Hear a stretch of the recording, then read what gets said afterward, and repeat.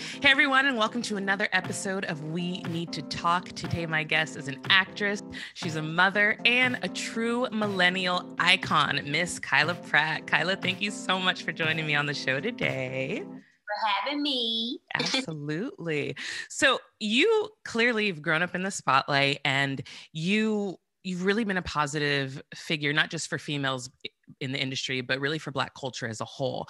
So do you feel like starting out so young prepared you for the different aspects of the industry as you got older? And like, did it help you figure out how to navigate your career? Oh, yeah, I think it helped me so much. Luckily, I had a mother who, my mom is an actress. I watched my mom theater as a kid, and that's what made me want to do it. And when I got the opportunity to do it, I was always made to feel like, you don't have to do this if you don't want to. Is this fun for you? You can keep going or you can stop. So that's why this industry has never felt like a burden to me. It's always been like, oh, this is fun. I'm going to do this. And now I'm a normal kid. I'm going to have my normal life. And I think having that strong base in the way that I think, it was like, oh, so as I got older, wait a second, this is no longer a hobby. This is a business. Think about it like, oh, I get to go have fun sometimes. You have to be a businesswoman. And I think I've been working for so long that, when I'm put in certain situations, I never say out loud, but in my mind, I'll be like, oh, they're trying to play with me. Oh, oh, that's cute. No, don't, like, I've been through so many different situations, and I know myself, and I have no problem with constructive criticism. I have no problem with talking with people. I have no problem with, having discussions, but no one can tell me who I am, you know? Yeah.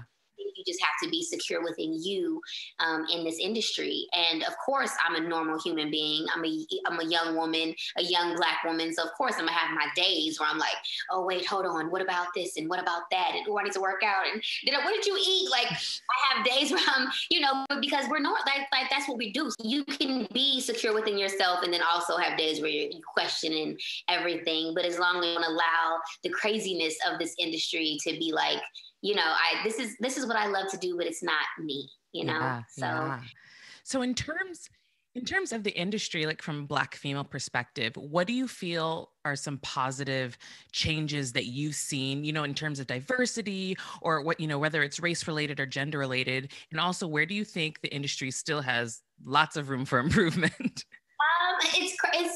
It's amazing because I see a lot of growth. I see a lot of people who look like me, who inspire me to do more in this industry.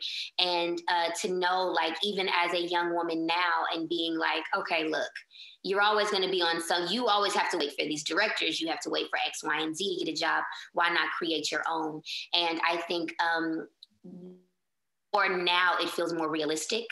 It feels like something, not that I sat back before and was like, I can't do that. It just wasn't, it's like when you see somebody who looks like you doing certain things and you go, wait, that's a possibility. Like I didn't even look at it that way. And that's why representation matters so much. And I feel like things are changing and things are going in a great direction. And I feel like there is a lot of work that still needs to be done, but we have to, take account everything that is happening and just keep climbing and no longer going out there and say, this isn't happening. No, let's just do it. Let's just do it. Let's make it happen. Let's have the conversations. It can be done. And I'm still trying to open myself up to certain things and not, I say I refuse to get put in a box and I have to realize when I've put myself in one and no, stop. Like, why are you thinking this way? And I think it's all just about changing our mindset and the way that we view things and understand that we can do so much. And it's amazing to feel inspired by women filmmakers now and to see little changes here and there, and women and Black women being recognized for the work that they're doing and just being like, oh, I can think more on a broader, in a broader way instead of just, oh, I'm just going to do this, No, absolutely. And I love that you said that because I think people do tend to put themselves in boxes, but it's probably because it's been perpetuated by something that's been told to them their whole life. You know, I just watched, I don't know if you've seen this on Hulu, but it's a play called In and of Itself. I don't know if you've heard of it. Oh my Oh, goodness, I highly recommend it. But basically, the whole premise of the play is that um, is your identity is not based on what other people tell you your identity is. And so when you said that, that really struck me. It's a really beautiful moving piece. I highly recommend seeing it. But you know, we do let our identities kind of be shifted and molded by other people. So and then you end up putting yourself in a box. So I love that you said that. especially me, I grew up in this industry and I grew up, playing these characters that people will always see me as. And Mhm. that's not an issue for me. I love it because that means that I did it well. That's what you're used to. And so I have to find these projects or develop these things to show the different things that I can do. So I'm not just, stuck in this little area, but I've had people in the industry just, point, like I've had someone recently be like, "Oh yeah, you're a comedic actress." And I'm like, "I'm sorry, what? Don't do that." Yeah, I'm funny. Haha, don't do that. I can also move people in other ways. And once you realize that, like, I didn't realize that other people were putting me in specific boxes. I didn't realize, even growing up, I didn't realize that I was this girl next door. I gave these girl next door princess vibes, and everybody's like, "Oh, she's so sweet and she's this," and I'm like, I was just taught by my mom to respect my elders, Yeah. not do certain things. That doesn't mean that I wasn't hanging out with my friends doing X, Y, and Z, cussing out whoever. I just didn't, you just didn't do that, and it's a different time and a different place for different things. And so now when I had my first daughter, everybody's like, "What? Oh my goodness. And who is she with? And who is this man? And he's not this." And I'm like, "Wait, y'all don't know me." like as I got older, I was like, "Wait, people were putting me in a specific box because that's what they thought." Just don't allow people to put you in boxes. They will. Right, right. And do you think that that's more of an issue with Black artists that they're not shown the different multitudes of their personality and their identity? Yeah, I think that is something that we have to deal with a lot. I sometimes I'll sit back and compare different people in the industry, and I'll be like, "What? Like, what did they? But maybe I missed something." I'll be like, "Oh, that's not any." Oh, okay. Yeah, because I let people know. I'm like, me, as far as like life, the least judgmental person. I don't care. That's your business. Whatever you feel, as long as you ain't hurting nobody, I don't give a damn. But when it comes to this acting that I love, oh, I judge everything I watch. What's this? What she do? Oh no. Oh wait. Well, naturally, because that's your industry, you know? But I don't speak on it. I don't speak on. Right. Also, I look for, if I don't like someone particularly as an artist, when I see the next time that they do something, I'm sitting there with my finger crossed, hoping like, "Ooh, okay, this is gonna be better. This is gonna be good. This is gonna be good." So I'm not a hater in any type of way, but I love to see growth and I love to see all that. But that's all that to say is that people are gonna put you in boxes. I try not to do that with other people as well. And even I realized recently that I did. Like I was dealing with a makeup artist and I was like, "Oh wait, you can do a photo shoot," but I'm just thinking, you just do my makeup over here. That's all you do. And or somebody recently where I was like, "Oh, you can't. You just do my regular. I know you do weaves. Oh wait, oh you can do a sew-in." Like, so I see how it's done, but when you recognize it, it's kind of like, okay, don't do that. That's their art. They can do more than what you just see. Right, right. So it's interesting you bring up like hair and makeup because I'm sure you saw recently Monique Coleman, who was on High School Musical. She expressed how when she was in High School Musical, the reason her character always wore headbands because there was no one on set that could do black hair. So did you ever have those experiences? Because I know plenty of Black actresses, and even myself included, when I've done things on set or done interviews, they just didn't know how to do makeup. They think Black people are all one shade. They don't know how to touch natural hair. So what has your experience been like in that element of the industry? Oh, absolutely. That started at an early age for me. I used to work on projects and the people would do my hair and my mom would redo it in the trailer. Like, you ain't about to have my baby out here looking crazy. You don't know what you're doing. True Black mama. Like, she's like, oh no, like have everything set up. I've been on sets where I brought my own, I go on time, I'll be there early to get my hair and makeup done, and then I'll go in the trailer and make the adjustments that I need to do afterwards. I brought my curling iron, my flat iron, my everything, because you're not about to have me looking crazy. That's not what we're about to do here. I've been on sets where it were not too long ago where they tried to put wigs on our characters, and I had to be like, no, you are not putting a wig on that. Like for the first time in my life, I had to tell somebody, no, we're not doing that. Like, oh, what do you mean? I said, let me tell you something about Black people, love. They care about hair, and if this hair is looking ridiculous on this project, they're not going to focus on the story. They're not going to focus on what we're doing. They're going to focus on the ridiculousness that is looking like it was just sat on the top of this person's head. We cannot do this. It's not, I mean, because I love what I do. I love the storytelling, but everything needs to be put together a certain way. Yeah. Can't have something that is super distracting on a project. And then also, as a Black woman, I want to be feeling myself when I'm doing a certain thing. If I'm playing a certain character and I'm supposed to be bad, I'm supposed to be walking in like I own the place, I'm not going to be feeling it if you got me over here looking crazy. So a lot of times it's difficult because you have certain people. I don't say that I can do something that I can't do. Like, and so it frustrates me when a makeup artist or a hairstylist says, oh yes, I know how to do all types of hair. You lying. Don't like, if you don't know how to do something, at least say it, and then we can figure it out. I'm not playing with your money. I still want you to work, but I have to make sure that I'm ready and how I need to be. And of course, my character is not going to always have her hair situated, but it's like if my baby just did her second commercials, I'm like, oh, you finna have braids because I can't go to set with you. So right. Braid you up.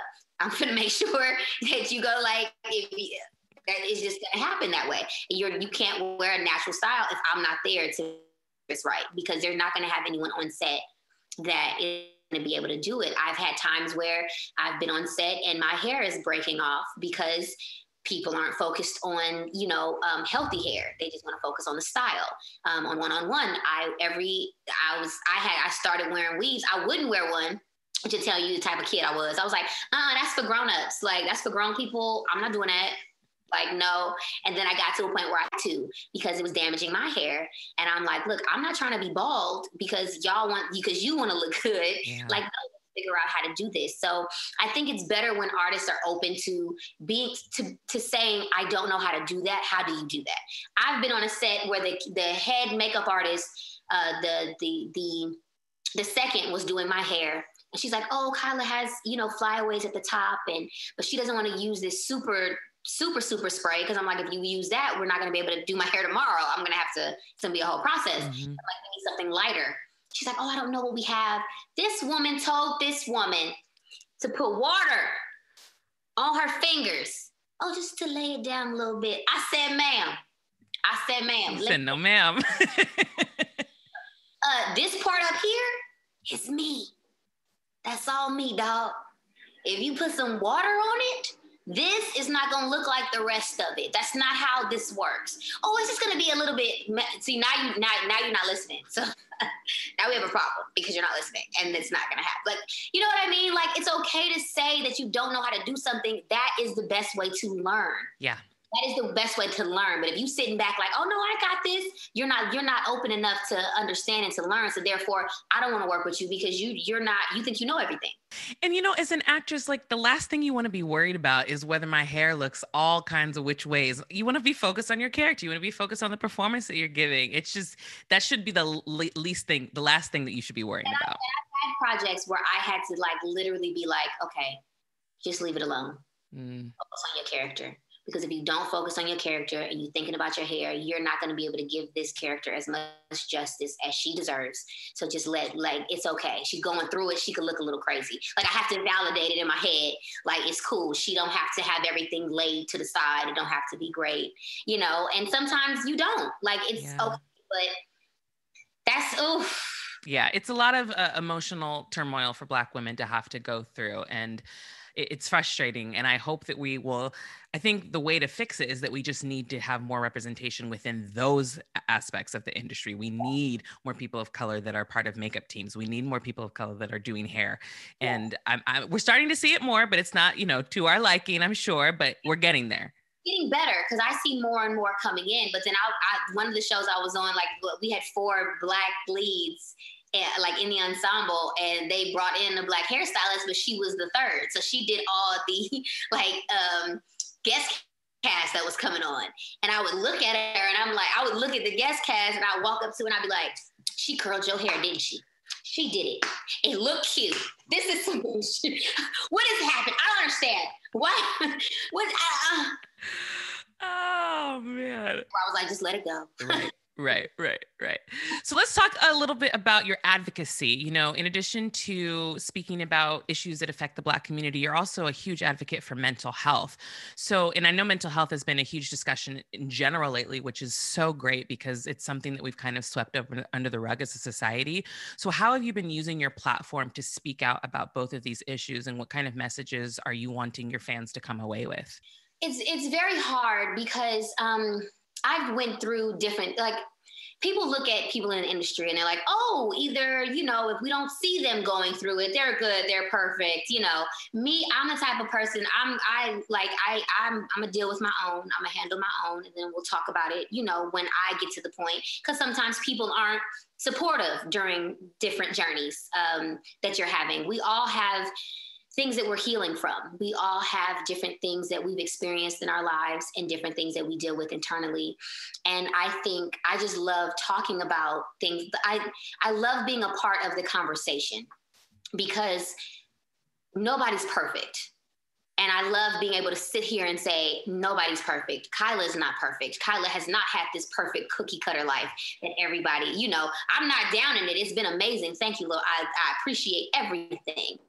But I also have been through my own challenges. And when people understand that they are not alone in feeling certain things or dealing with certain things, I think it's the beginning of a healing process, in understanding that you are not alone in the ways that you do. Especially, in this country, we were brought here, we're dealing with a lot of different people who don't appreciate us as a people, us as a culture. They do it in other ways. But to understand all the different things that we have been through, it's like having conversations with, my mother and older generations and even friends of mine, and sitting back and being like, okay, you can't hold grudges on the family members before you who, did all the whoopings and did all the this and all of that. Like, that's all they knew. And yes, it affected you a certain way, but, now we know what not to do. Let's move forward. And, but you can't hold it against them. Like, they were dealing with, the stuff, like, we're dealing with so much now, but imagine what they were dealing with. You know what I'm saying? With no platforms, with no social media to show the different things that were happening, that were going on, that they were being put through. And to understand that everybody is going through their own mental struggle.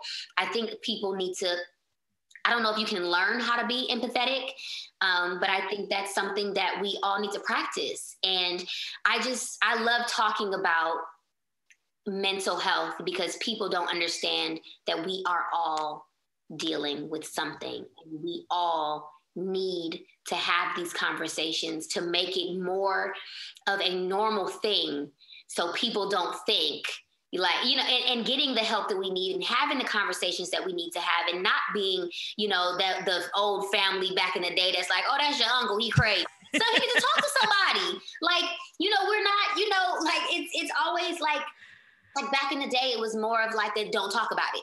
Don't talk about it.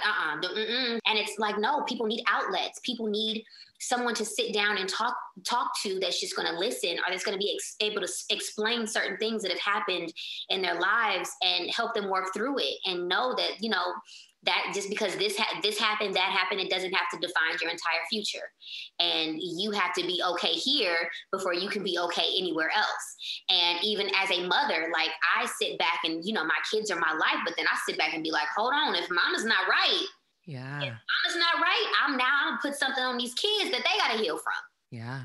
So I'm like, what do I need to do? Even if that's to step away for a minute, even if that's to do X, Y, and Z, even if that's to say, I need to take a break from this or a break from that. Like, I have to make sure that I am mentally in a good place, because things can become overwhelming. You know, we're dealing with a different society right now. And I love to be a part of conversations and just talking like this, so people can see I'm not, like, I'm not the, especially with right now with social media and everybody's like, it's hard for me to post a picture where I'm super made up, because I'll be like, I need to post something where I have no makeup on too. Because just so they know, don't expect to see me like this. You're like, don't get it twisted. Don't expect it to see me with all this contour on. That's not an everyday thing for me. I like sweatpants. So let's show the balance. And I think that's like, everybody's watching everybody be perfect, because no one's posting, what they're going through. They're posting.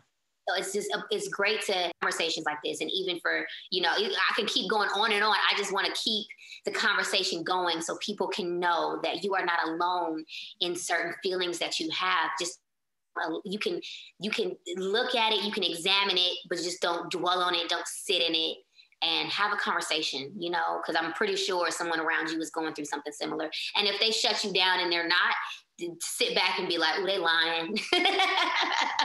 No, I love that you said that, because I'm a new mom too. I just had a baby last year in COVID times. It was crazy. But when you're on an airplane and they're like, if the oxygen falls, put yours on first and then help others. It's the same thing with, being a parent. If you're not okay, how are you ever going to provide for your children? So I love that you recognize that and know that sometimes, but kids are a lot, in general.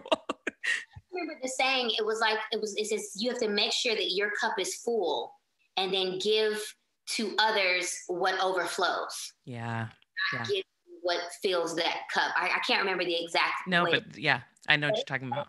Especially as like my guilt and all the crazy stuff I'm dealing with is getting a little bit easier because they're getting older and they care about other stuff. But then when my babies were like your baby's age and they were like super young, like the amount of like different things that were going on in my mind and realizing that I'm responsible for this human being and I'm making decisions and I can set them up, it was overwhelming. And then I was like, no, Kyla, sit back and enjoy this. Enjoy. Yeah. They're only going to be this small for so long. And even now I'm looking at them and at first I'm like, okay, so wait, we in the house all day, every day. I got to cook lunch and dinner and you have nowhere to go. Let's just sit on the iPad all day because that's horrible. How are we going to do this? But, so we all went through different things during this time of being locked down. But then I finally got to the point where I'm like, Kyla, your kids are getting older. Like, this is the only time that they're going to be this age. Mm-hmm. You are getting this time with them because they would be at school and you wouldn't see them all the time, or you would be at work and you would come home and they'll already be asleep. Like, at least you're getting this extra, you have to stop and find the good in everything so you don't go crazy. Amen. Pretty soon, my 10-year-old is going to be old and she ain't going to hang out with me no more. So I got to, I'm still going to bother her. But, I got to appreciate, what's happening here. Yeah. So in terms of your kids, what kind of lessons or messages are you giving them in terms of their race when they go out into the real world? Since the beginning, I think my oldest daughter was born like right after Princess and the Frog came out. And so I was so excited about, I'm going to get a black princess. Yeah, she can see somebody. And, because I didn't realize I was missing that, in the Disneyland back in the day. I didn't, notice until I had a child. And every day, ever since they were little, I'm just like, oh my goodness, baby, your skin is so beautiful. Oh my goodness, baby, look at that dance. When I tell you, my goal every day is to pump my kids up so much in every way. I am that mama. Like, if an event is going on and I gotta work, excuse me, I'm gonna be like 30 minutes late because my baby's getting an award. I need to be there. Oh no, it's right down the street. Don't trip. Like, I'll be on time for camera, but I need 30 minutes. Oh, well, we don't know. Oh, no. Okay, wait, let me rephrase this. I'm going to be late. Because I know, like, it's certain moments that I'm just like, I know that I'm going to be the loudest mom there, so my baby's going to be looking for me. Like they're gonna be looking for me. Like I'm gonna make sure. I don't care if it's in school with people who are conservative. No, you gonna hear this, mama. You gonna hear me yelling. You gonna hear. I'm finna pump my baby up. Since they were like there's a bunch of different songs that I play for my girls, and it's just like all about women empowerment and all about how beautiful their skin is and how beautiful their body is and how beautiful everything about them. Like I'm like, baby, you are so sweet and you are so kind and you think about others. And I said, well, make sure you're good. Like, just so they don't, because of course at some point they're going to experience growing pains and different things that they have to experience. As long as they know that their mama and their daddy and their families, their aunties and uncles support them and pump them up in every way possible. We talk about failing. We talk about it's okay to fail. It's okay to do bad. It's okay that you didn't do amazing on a test, but how can you get better? Okay, now we can focus on how you get better. I feel like a lot of kids aren't taught that it's okay to fail, so then they're afraid to try new things. Yeah. I'm just trying to find the balance of everything. I just want to give my kids a life where they don't have to heal from so much. That's beautiful. Goal. And I know one day they're going to come to me and be like, Mom, you didn't. And I'm going to want to fight them just because I'm small and I got anger issues because I'm a tiny woman and they're going to be taller than me. I already see it. It's happening. But so I know I'm going to feel some type of way, but then I have to listen and understand. And one day, certain things that bother them, they'll understand from my point of view, just how I did with my mom. Yeah. There's certain things that I didn't get until my kids got a certain age. And I'm like, oh, so that's why. Okay. I mean, you still was doing a lot, but okay. It always comes back full circle. And I absolutely am experiencing that with my mom too. And I have a newfound respect for her for sure now that I have a child. Ooh, it's a struggle, but it's the most beautiful thing you ever do. It truly, truly is. So, okay, the age that you got into the industry, you were really a part of a lot of prime shows that showcase Black excellence. And I feel like Black art in general was at an all-time high, like in the 90s and early 2000s, and not just in TV, but also in music. And then it just kind of abruptly stopped. Mm-hmm. Why do you think that is? And do you think that we'll ever have another era like we did, where it kind of felt like a Black renaissance? I mean, I could name a million shows off the top of my head that were just thriving at that time, but we really haven't seen, Black lead content like that since then. And do you think it'll ever be at the forefront of the industry again? I don't know if it'll ever be at the forefront just because the industry is ran so differently now. There's so many different ways of watching projects and streaming, and I don't know if it'll ever be like it was. And it's crazy because I was just talking about this in a different interview, and they were saying like, UPN back in the day and all the different shows that were on UPN. And it was crazy because One-on-One was canceled the year that UPN was bought out and went to another network. And when I saw the other network, I was like, oh yeah, we don't fit there. Like that's not, I don't think that's really for us. And then there was a time where people were like, sitcoms are dying. It's going to be all single camera. It's going to be this, it's going to be that. And now we're going back to sitcoms and we're going, like, you can see that it can be done. I don't know if there's ever going to be time where we just have this platform where it's just us unless we make it ourselves. But I do feel, I see a little bit of growth over the past couple of years and watching different artists create things, that look like me and bring things to life. And there's a bunch of different things that I'm looking forward to, that's coming out where I'm just like, yes, like I just, like even watching something recently, like Malcolm and Marie on Netflix, and just to see some type of story that is very toxic. But it was very. But to see the way that the character, everything was written and the way that I feel like it needed to be in order to keep us interested. Don't nobody want to watch something where everybody just loving on each other every 5 seconds for 2 hours. Nobody want to watch that. Like that's okay. It's cute, but you know what I mean? It's, just seeing different people out there doing different things. And even like One Night in Miami, and Regina King just directed that, like seeing. Brilliant. Oh, absolutely. But seeing projects like that and knowing that it's not a cookie cutter. It's not something that someone else is bringing. It's us. And it's the story that we're telling in a certain way that I'm just like, I'm amazed. So I don't know if it'll ever be that time where it's like we just have one network, we'll be playing all this stuff and we're doing all these things. But I do see the growth in the industry where I see people like me making and creating and bringing amazing projects. So I think that it's only going to grow now, especially since we're forcing people to have these conversations and understand that we need representation in every single way. And it's the dopest representation ever in my book, you know what I'm saying? Like, it's what could you do if you did Right. that? Like, I mean, like, everybody's great too. Like, y'all cool too.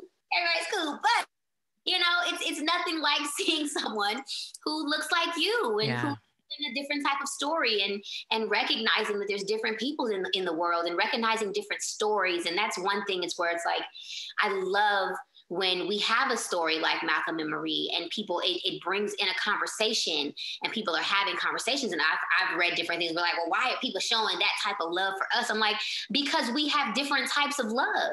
We have different types of stories. Don't nail us into, it's like people look at me and they're like, oh, you've always been a great role model. You've done these roles. And I'm like, look, everybody needs their story told.